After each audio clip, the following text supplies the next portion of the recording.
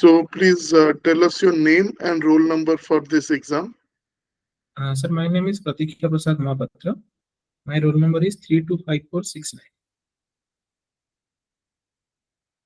Okay, now without giving your name, roll number, or your home district, give us a brief introduction. Sure, sir. Sir, I'm a dedicated, honest, and proactive employee who sees the world like in optimistic view. I have been working since 7-8 years, and I did my BTech in electrical engineering in 2015.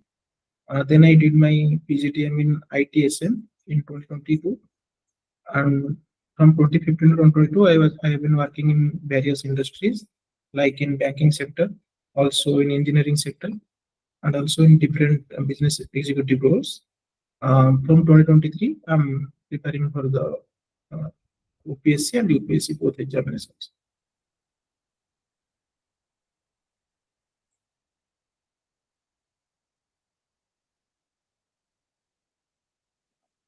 Okay. Tell us something about your hobbies and achievements. Sir, my hobby is cooking at the leisure time, also doing yoga, and I also love to collect some coins of different like different currencies, and also I love to organize different like blood donation camps and all those things in my college days.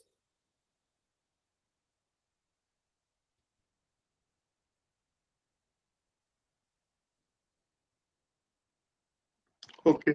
As I can see from your CIF that you have had work experience in different organizations, mainly related to financial technology and related areas.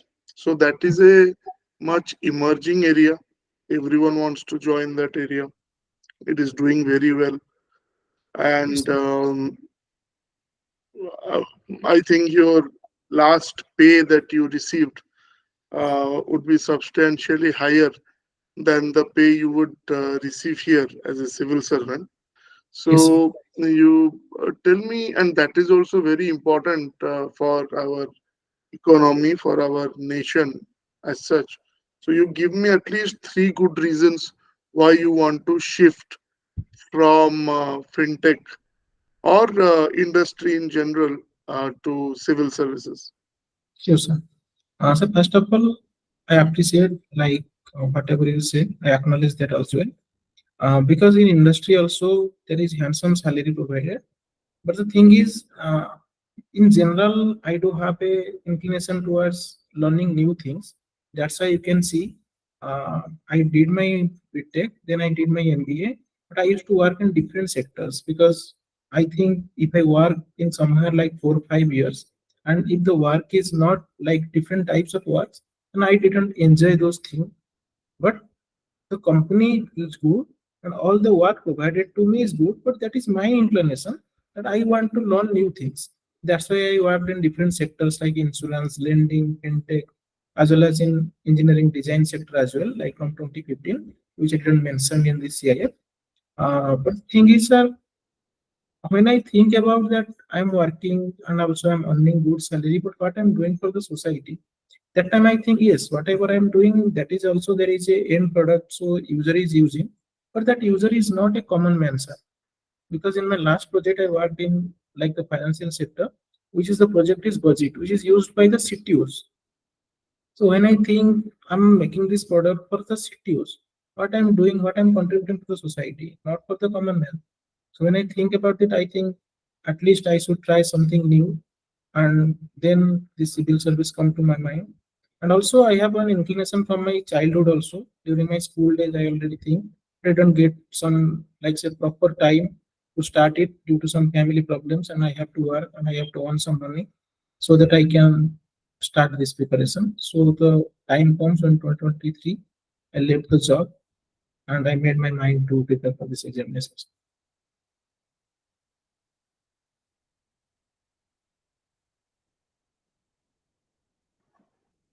Okay, fine. And You have, as I can see from your CIF, that you have done your engineering, that is in electronics and Sir, that is electrical engineering. electrical engineering. Okay, Yes, sir. but your optional that you have chosen here is geography, although Yes, sir. electrical engineering was also available. Yes, sir. So why did you choose geography as your First of option? all, yes, sir. First of all, sir, I tried to read electrical engineering as well. But when I go through it, I think all the notes and all the substantial things which is required for the current module, that is not substantiate my like the journey, because I did it in 2015 and much of the things have changed. So as per the current scenario, I think that those notes are not substantial to this preparation. And also when I read different papers to like select my optional paper, because that is a substantial mark of 500 marks. So I go through two papers which give me like joy when reading. One is philosophy, another one is geography. Because geography is also like conversing with different papers like environment, as well as like the economic part, the political part, geopolitics part. All those things I have an interest. So that's why I think geography would be a better option for me. Also the notes and all those things are also available, so it is easier to read. And also I get a chance to read some new things because I always have a inclination towards learning something new. Okay, fine. So your experience in IT industry, Yes, fintech and insurance and others, plus your study of geography as an optional, and yes, your sir. background as an electrical engineer, all these three skill sets, how do you think that these separate skill sets will help you as an civil servant? Yes, sir. First of all, sir, when I worked as a business analyst in IT sector, there is a very good project where I got a chance to work. Maybe it is a divine connection, I don't know. But project was based in USA, and the project is a disaster management project, and that name was Alert Page, where they used to provide the early warning system through mobile, tablet, and different type of SMS services. I fully developed that. When I see that this type of project is not available in Odisha, like Odisha is also a disaster prone state, like much more vulnerable than the USA states. So I think I can also implement that project in here. Also, in terms of engineering and electrical in general, whenever I got a chance in developmental projects, maybe rural electrification, maybe sometimes other projects like the water or sanitation, I can use my electrical knowledge there. Like I do have worked as a design engineer as well from 2015 to 17. So those 2 years also I worked in UAE for 2 years. So I know how the high-rise buildings, how the electrification projects work. So I can get to know about the estimation and how these things can be cost can be reduced and quality can be enhanced. Mhm. Okay. So electrical engineering, you have done some basic few basic questions related to electrical engineering. Yes, So suppose I'm a layman, I don't understand technology or technical terms. yes, So as a graduate of electrical engineering, how will you explain to me Kirchhoff's law in simple terms? yes. Sir, in Kirchhoff, actually, sir, I don't remember the law properly, but I know that the electric current is flowing, and at the same time, like the uh, magnet, electromagnetic forces are out there. But I don't remember sir properly because I haven't read electrical engineering. But sir, current is flowing, and the electrons, magnetic force are around there. Okay. Um, uh, Currently, many countries, even in India, that is being researched and tried out, that the uh, maglev trains, Yes, which sir. are like very fast. So, can Yes, you tell me what is the technology, generally speaking, what is the technology that they use?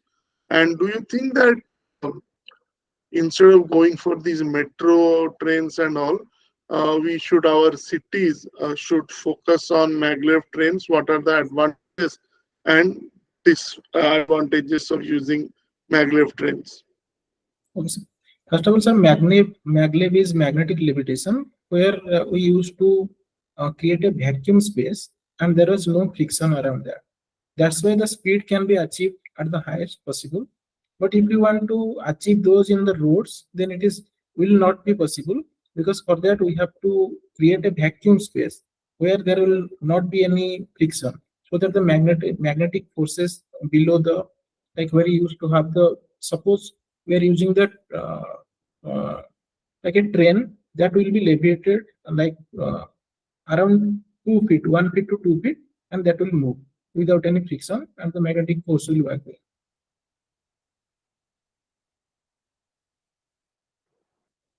Mhm. Okay, so what are its advantages and disadvantages, and will you recommend it for, let's say, we are planning to have a metro in Bhubaneswar, Cuttack and Bhubaneswar. Suppose you are asked to recommend whether we can use maglev technology for that. So, for a project of this scale, Cuttack and Bhubaneswar, uh, would you recommend this particular technology? What would be the Okay. advantages and disadvantages? First of all, sir, in terms of Bhubaneswar and Cuttack, if I want to try this project, so for this type of project, the cost will rise like in a higher term. And another thing is, this will be feasible for a higher distance, because the speed we have to achieve that will be high, because the main thing is speed and the time taken should be low. But if we have to stop and go this type of mechanism, then it will not be like more much advantage position in terms of the shorter distances. So in Bhubaneswar, I would not be recommending this, because the initial cost, project cost would be very high. At the same time, the distance between these cities are also low. So it will be feasible for more distance what we have to cover, like the bullet train type of technologies per 1,000 or 500 kilometer of distance, and where is the stoppage are less. In those cases, we can accommodate this type of projects.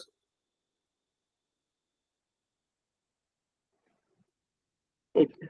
So, as I can see from your CIF, you have done your schooling from PGP High School. What is this PGP? So that is Puba Sasan Gram Panchayat High School, which is located in Puba Sasan in Kausalya.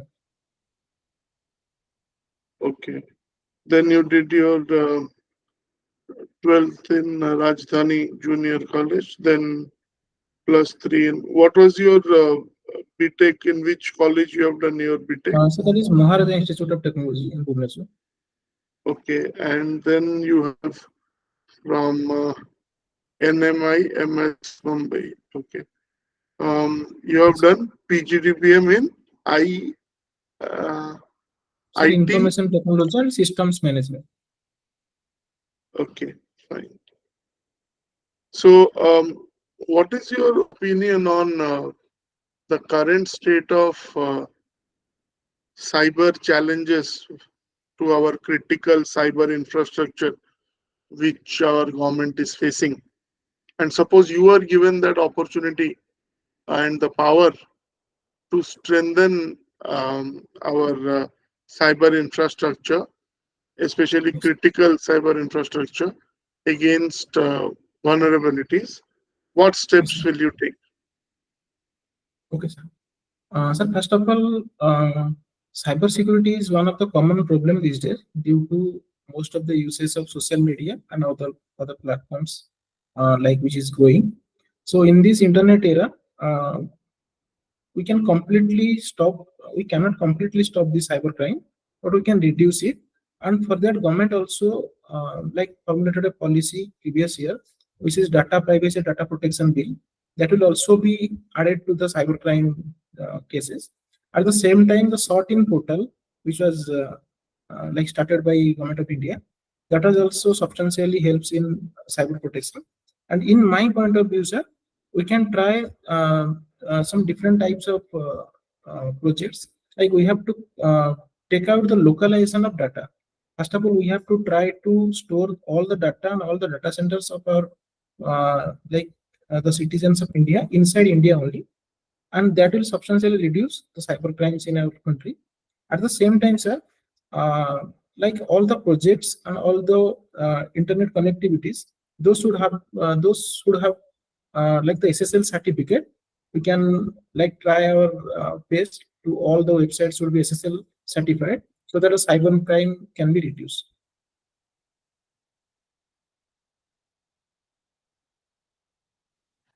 Acha, can you tell me some organizations at the central level which are which have been given this responsibility of protecting our critical cyber infrastructure?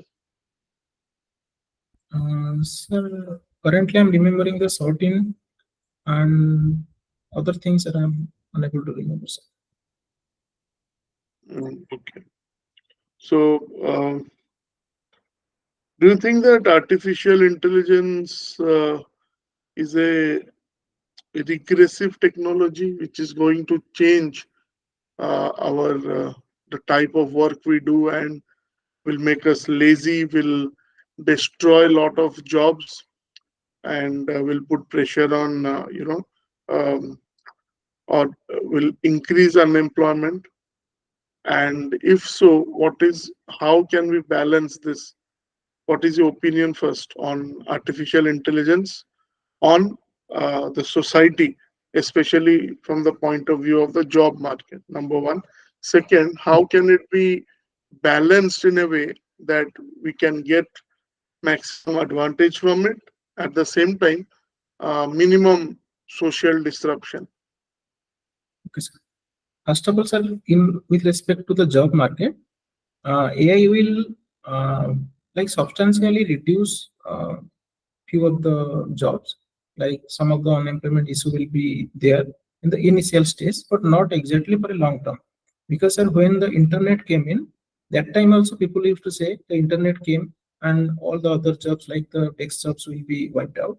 But sir, that was not the case, because when a new technology came, there will be much needed like software developers and so many types of jobs, and there are also AI developer will be there, and in future there will be so many jobs like for big data handling and also machine learning, and this type of jobs will be created. So uh, what AI will do? AI will disrupt the job market initially, but then all the people have to adapt to new technologies so that they will be employable. For that, for the second part, sir, what we can do, we have to integrate the AI part and AI study in the curriculum of different type of universities, so that sir, our future generation will be AI ready. When they are come out of college or they are graduated, they will be ready in as per the industry standard, and they have substantial knowledge in terms of AI, artificial intelligence, or machine learning, so that they can handle this thing. At the same time, sir, few of the jobs which are very redundant, like content writing and all other things. If those things are redundant, or there is, we can save our energy, save our time. In those cases, sir, we can give that work to artificial intelligence.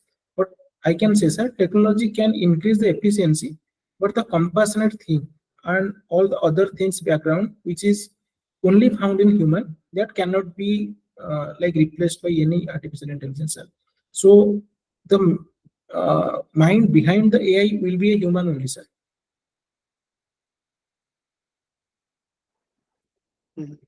And coming to civil services and government services, you were talking about disaster management, you were involved in some project.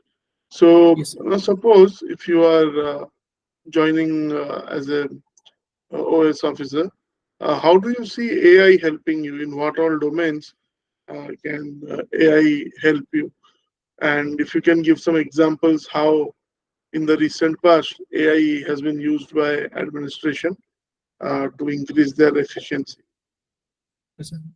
First of all, sir, the recent example I can give is AI is during the COVID, sir. Because when you were used the application called Arogya Setu, that time also AI was used to track the location and all other background details, so that we can see where the containment, like the containment area is there and quarantine is there. So those things can be tracked by AI, which is the recent example which come to my mind. And in terms of disaster management, sir, we can like implement those in terms of changing the speech or the languages. Like in the village areas, there are people who don't know at least Odia also they don't know properly.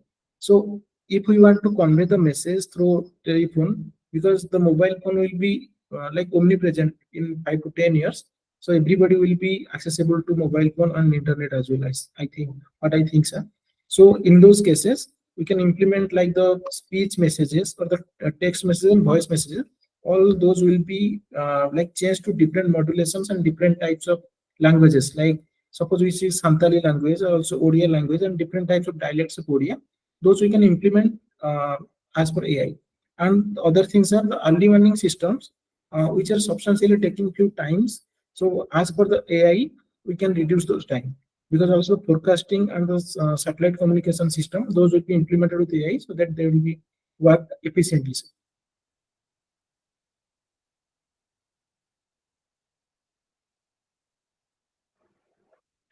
Okay. So now coming to your hobbies.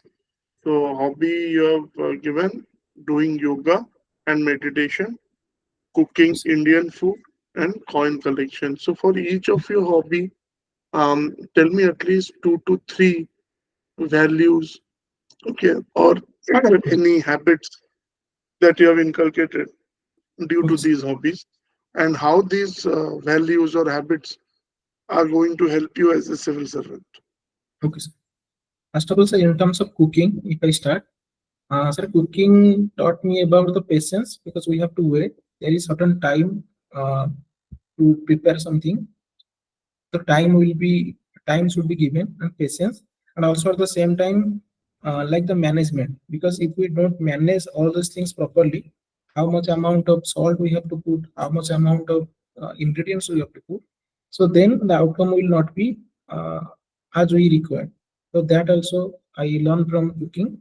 And if I go to yoga and meditation, those are, sir, I learn few things which will be very much helpful, because uh, like in the current circumstances, the mental health, which is a like very precious, because nobody have time these days things.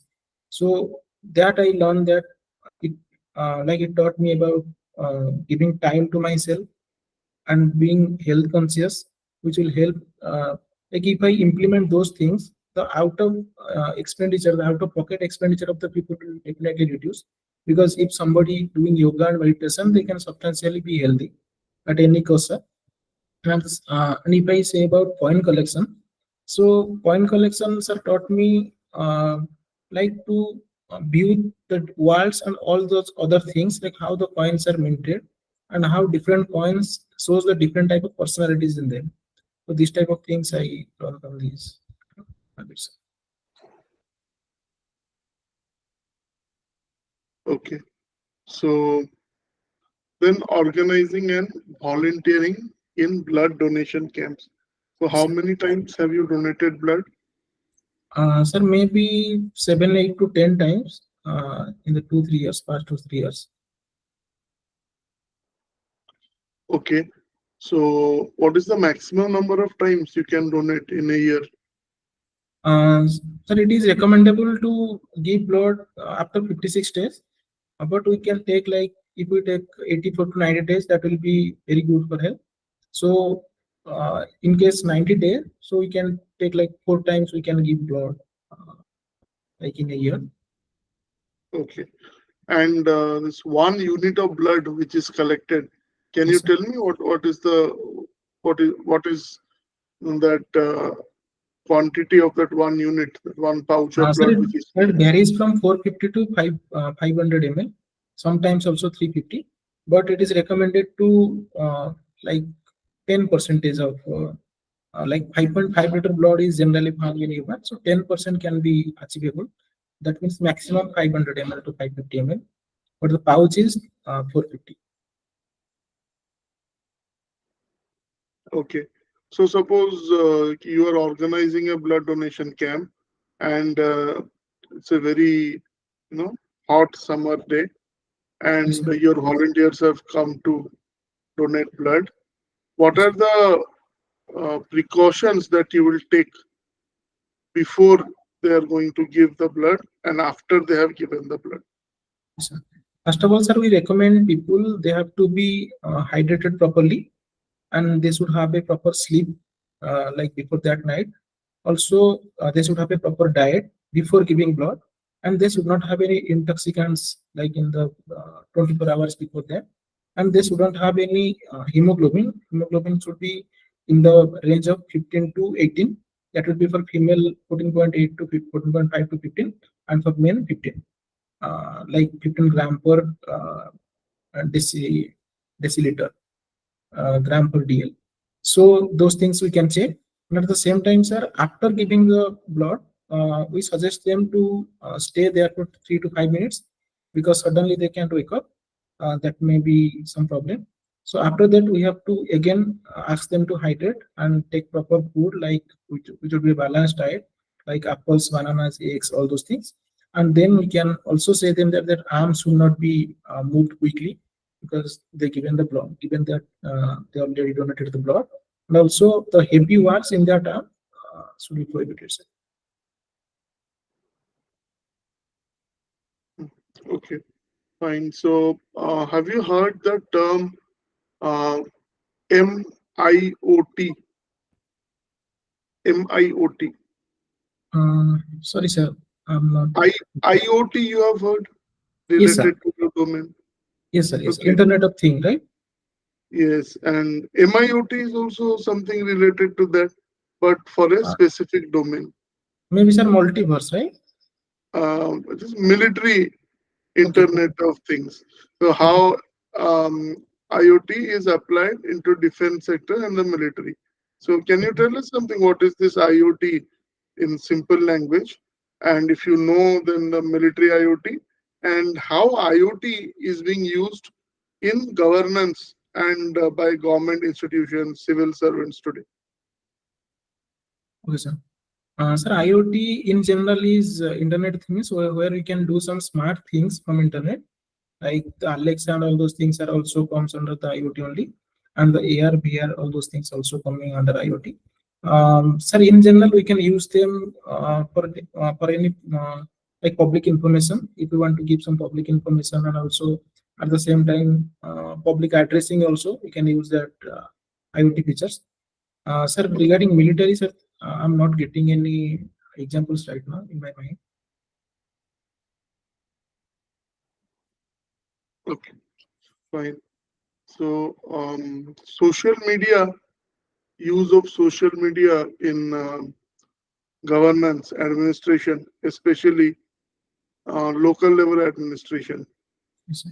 Um, what is your opinion? Should social media be used as a communication tool, or do you think that that is going to create a lot of challenges also for civil servants? Suppose you are joining as Tahsildar of a particular Tahsil, and government has now given the guidelines that each block, each Tahsil will have their own social media handles. So Yes, sir. suppose you are asked, your Tahsil's social media handle will be under you. Okay, and either you may run it or you can delegate it to someone to run it. Yes. But my question is whether this use of social media as a channel of communication, do you agree with that? And what are the precautions in that case you have to take? Okay, and some other uses of social media in administration, which a civil servant can, can do. Sir, social media can be used for two, three purposes. One is to share the awareness. So in this case, if there is some like government schemes came, we can announce that using the social media. And also, sir, we can take the grievances in social media as well using the social media. Also, at the same time, sir, we can communicate directly to the people one-to-one cases in social media. That may not be a grievance, but maybe in like some other cases, we can also discuss in social media. But at the same time, sir, there are some issues like in social media. There is a big issue is like currently we see like the anonymity, which is the major issue in social media. So we need to find out which is the correct account, which is the fake account. In that case, there is should be some regulation. We can regulate some of the things like maybe verification of the people who is like contacting like in special channels. So as per that, we can use the social media. Okay. Recently, there has been disruption in supply of some essential vegetables to Odisha. Yes. Potato, for example. Okay, at some point, tomato also, same thing was happening. Onions. So, give me some, fundamental reasons for this problem. And although governments have tried, state government have tried to solve this problem by having specific programs like potato mission and all, but it seems that the farmers are not very enthusiastic and willing to take to these, horticultural crops and vegetables and all. They are more happy with paddy and other such crops. So, two parts of the question. First, give some reasons, okay, why we are in this situation in Odisha. We are having water, we are having fertile land, still then this problem we are facing. Second, if you are given the responsibility of creating awareness and to convince the farmers to shift from paddy and other such crops to vegetables mainly. So how will you, what steps will you take and how will you make them understand? Yes, fine. First of all, sir, the issue pertaining to regarding the potato, that is because of the shortage of potato in Odisha in terms of production, as well as there is no storage options because earlier the government was established like 160 or 150 something storages, cold storages in our state, but only 50 to 60 were operational. So that was the case that we can store. Like first of all, we produced less and we are unable to store. That was the major issue for the potato crisis. And because the Odisha we are consuming around 19 million ton, but we are only producing 3 million ton. That's the major issue, sir. And the second, if we want to like we have to aware the people regarding the potato or maybe tomato, all these things. In this case, sir, likewise, we are providing the MSP in rice. In that model, we can also establish that to the farmers that there should be a certain amount they should get if they are selling the potato or tomato, all these things. At the same time, sir, there should be mechanization in agriculture, and also we have to aware them so that they can like produce more in less land, like more crop per crop, like that type of thing. Because as per the high yield produce like variety of tomatoes and potatoes should be used in Odisha, because previously also the farmers increased their land area, but still there was no substantial grow in the production. So that's why the high yield variety is required in Odisha. So we have to aware them regarding that. Also, if you incentivize them, like in a proper MSP standard for the other like horticultural items, like fruits and vegetables, then also, sir, I think the production can be growing.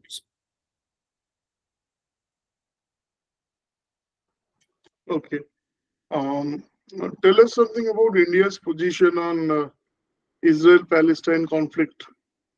And if you are given the opportunity to solve this problem, what are the first three steps that you will take?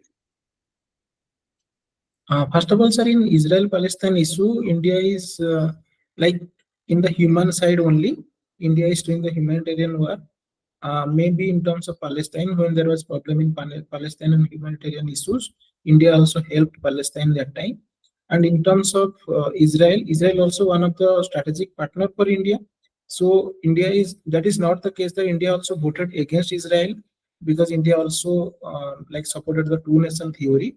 But sir, the thing is, in case of this conflict, the conflict is between Israel and Palestine. So both the like members, Israel and Palestine, they should uh, um, they should come to a treaty and they should solve that, because that is their bilateral issue only.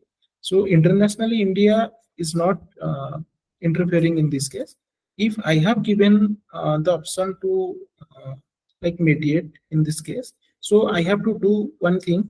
I can say I can, sir, suggest them to come to a peace treaty, and accordingly they should maintain their like positions. As per that, the UNSC and other bodies, humanitarian bodies, they should like come ahead, and I can only support them humanitarianly. Okay. Um, of late, China has been trying to increase its power in the Indian Ocean region. Yes, sir. So, as a student of geopolitics, tell me at least three steps that India should take to ensure that our domination in the Indian Ocean region is not challenged. Okay, sir. First of all, sir, India should take the proactive measure towards its neighborhood first policy. Like we have look east policy and look west policy. Similarly, the neighborhood first policy should be given a priority, because our neighbors are like in the western side there is a hostile neighbor, and also in the eastern side currently also we see Bangladesh issue. So India should use its diplomacy in terms of its marine neighbors as well as its land neighbors, so that they should give an emphasis on like the energy security, all those things, and we should give a priority. And in terms of China, sir, we can also associate like ASEAN, how we are in SARC and all those things. We can actually, sir, collaborate with different countries, and we can uh, like make that issue like sensationalize in different platforms, so that China should also uh, should not over like enclose all these areas. Okay.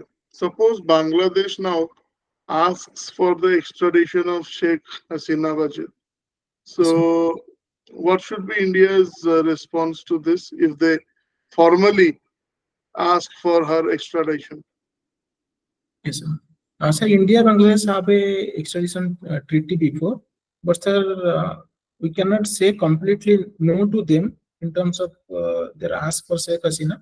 But sir, we can also cannot say yes, because uh, as per the treaty, uh, whenever they are saying that they ask for extradition, that should be come from a elected government, not from an interim government.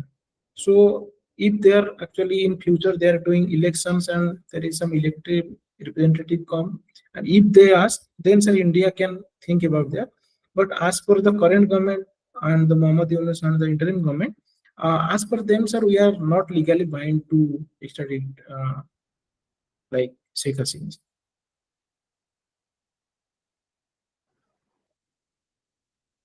Okay. So, recently, Prime Minister had gone to a very small country Yes, sir. to which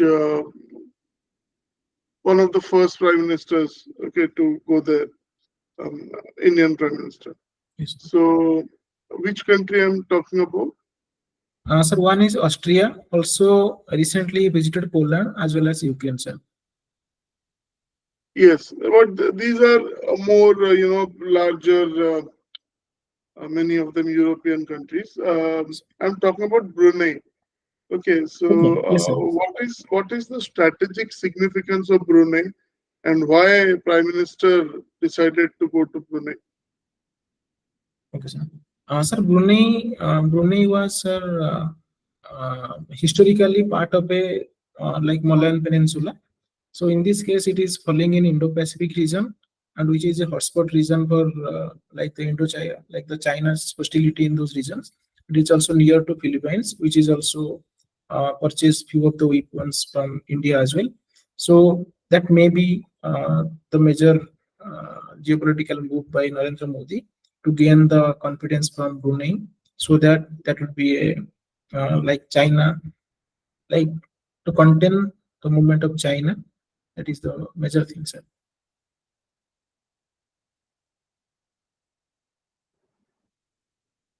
Okay, so the optional that you have chosen is geography. Yes, sir. Okay, so a few questions on geography. So you have studied about various theories of migration. Yes, sir. human migration. Um, at least you name me two or three theories which you study, theories of migration. Sir, Least currently theory. actually, okay. Sir, actually, I'm not remembering currently. Okay, okay, fine. And you know the concept of urban heat island. Yes, sir.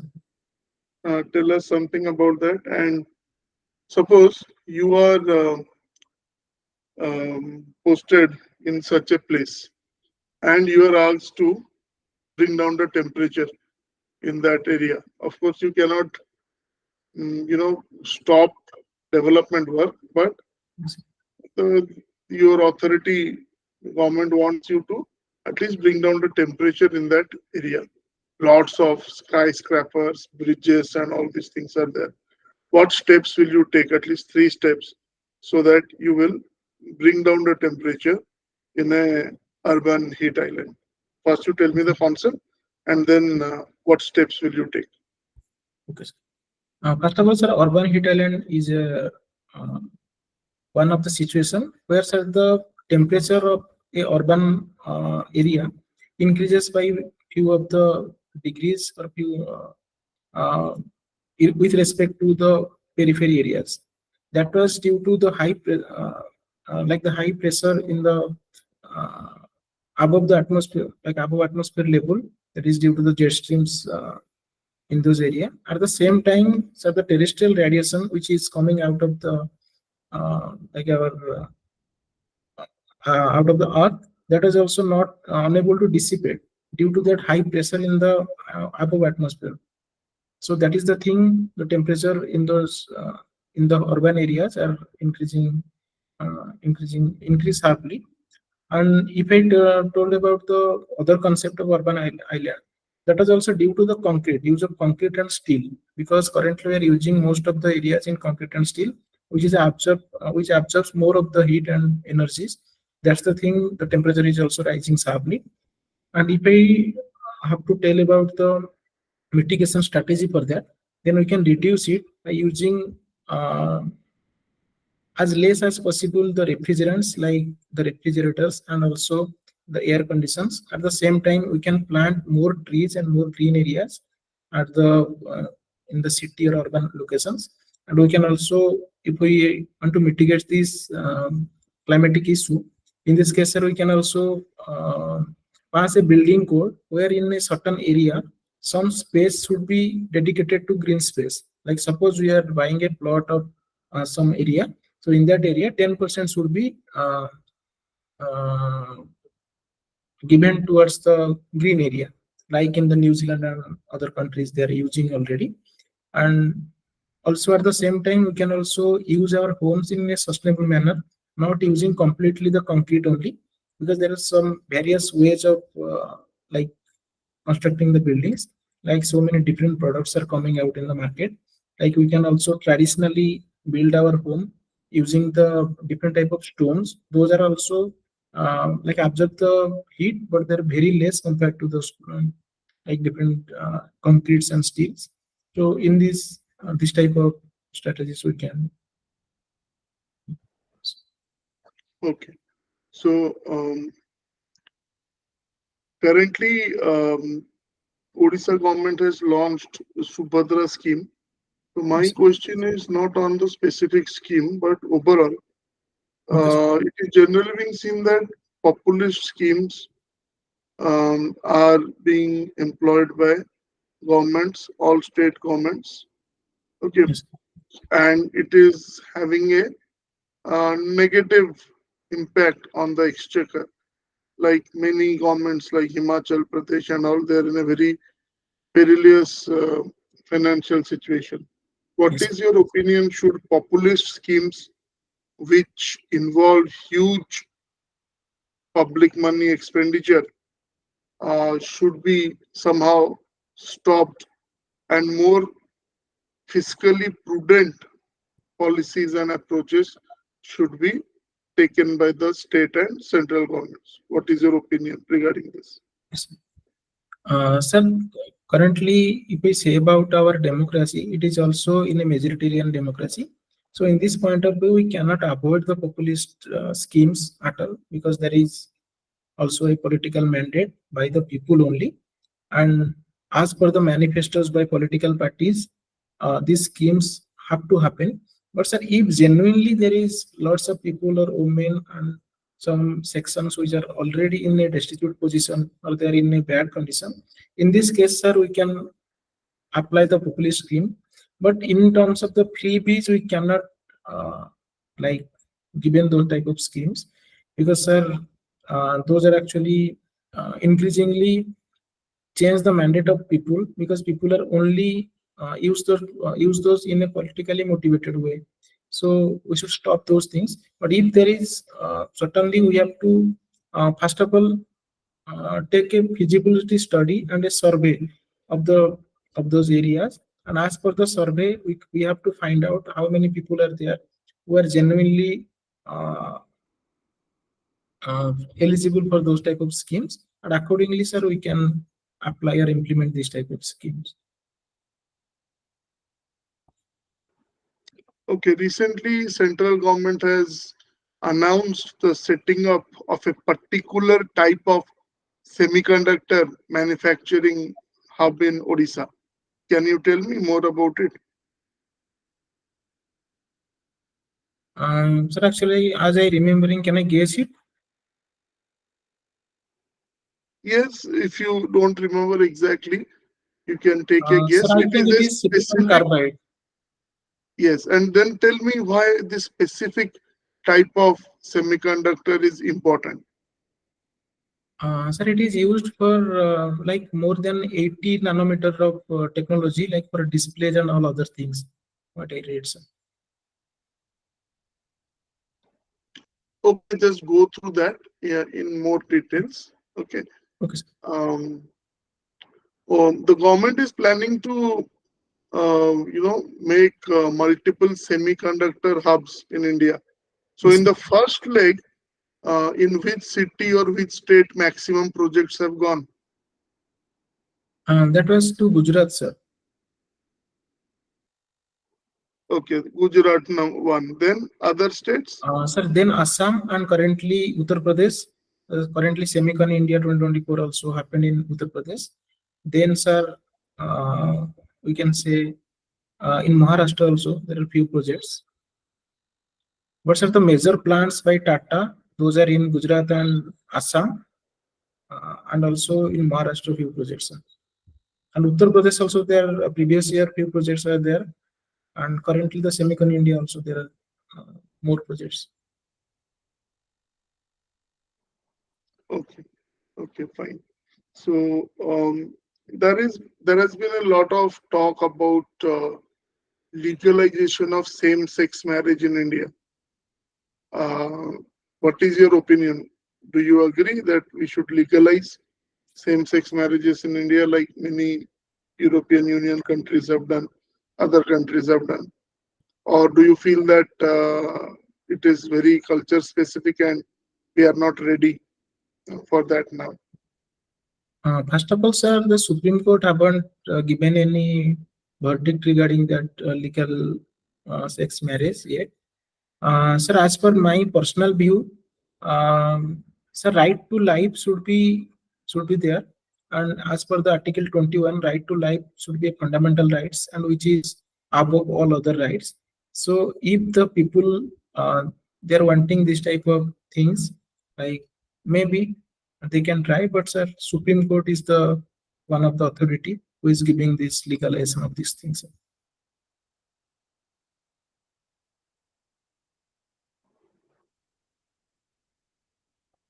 Okay, fine.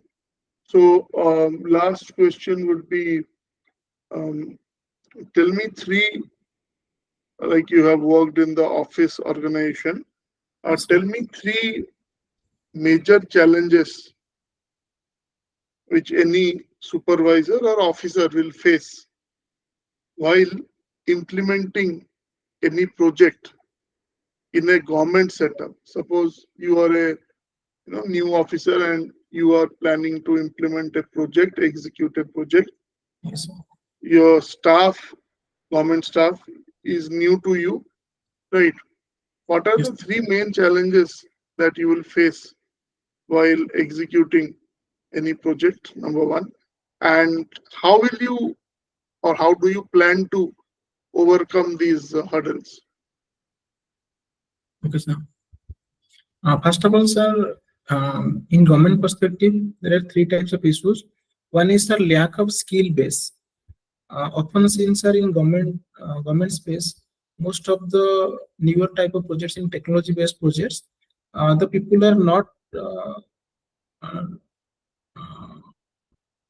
not very much technologically advanced and technologically sound to implement those type of projects. That was the issue.